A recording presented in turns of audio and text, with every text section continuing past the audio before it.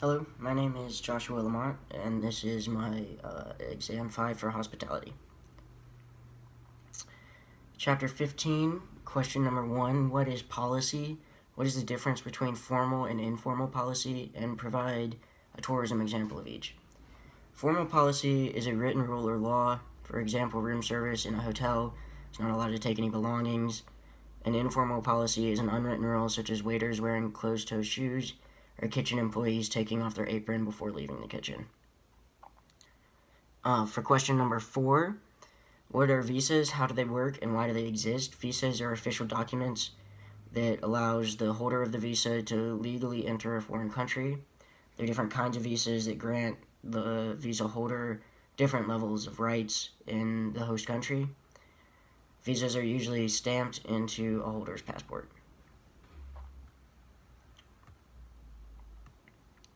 For chapter 17, question number 1, what are environmental indicators? List 10 that you might use to determine if your destination is environmentally sustainable. Environmental indicators are what managers need to know to avoid accidentally making decisions that affect the local environment and culture and negatively harm the tourism industry in the community. Examples of these indicators could be site protection, waste management, critical ecosystems, gases being released, soil types around your business, water sources, such as, making sure you're not damaging water sources in any way, food sources if your business was near a farm.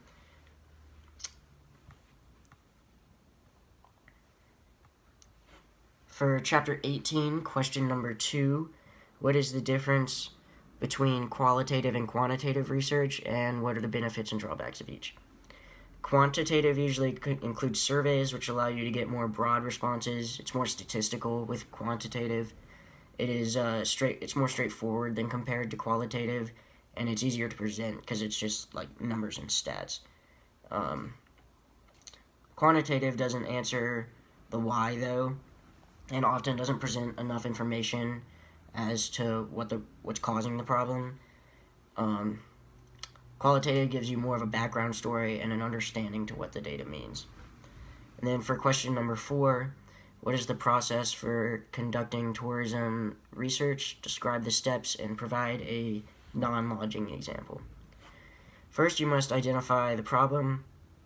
Then you conduct a situational analysis where you gather as much information as you can related to the problem. Next is an informal investigation where you talk to people such as the distributor, the consumer, to get a better understanding of what the problem actually is. Next, you need to create a formal research design using all the quantitative and qualitative research that you've done thus far. Once data is collected, you analyze it and write a report and put the plan into action. And then once the new solution is put into place, a follow-up is done to make sure that the solution has actually been effective. An example of this could be a manager at an amusement park. If people are complaining that it's not possible to go through all the rides in a day, or the lines are too long, maybe he'll take some statistics and talk to the people and figure out a better way to get people through the rides. For chapter 19, question number 7, what is a logo, what is a brand, and how are they different, and why do you need them both to reinforce each other? A logo is a graphic that represents the brand. A brand is all tangible and intangible aspects or elements of said organization. Without a brand, a logo is just a meaningless graphic. However, you also need a logo to be the face of a brand so people know what they're buying or what they're looking at or what they're getting into. It's just like a quick and easy way for people to see a label that they know, and they know what they're getting for it. For question number 8, what is personal selling?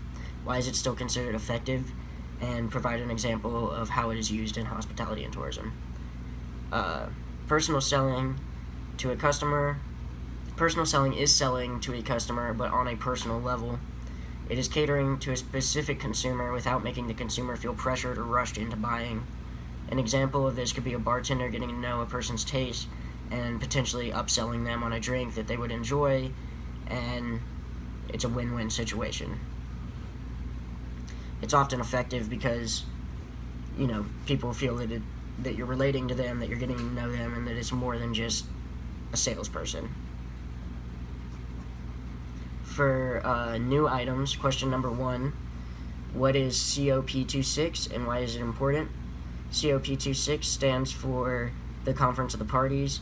COP26 is the first major test of the 2015 Paris Agreement. When countries negotiated this, they agreed to limit the rise in the global average temperature to well below 2 degrees Celsius. This is in an effort to fight climate change and hope that businesses can do more. Businesses and countries can regulate businesses better to help us prevent global warming. Thank you so much.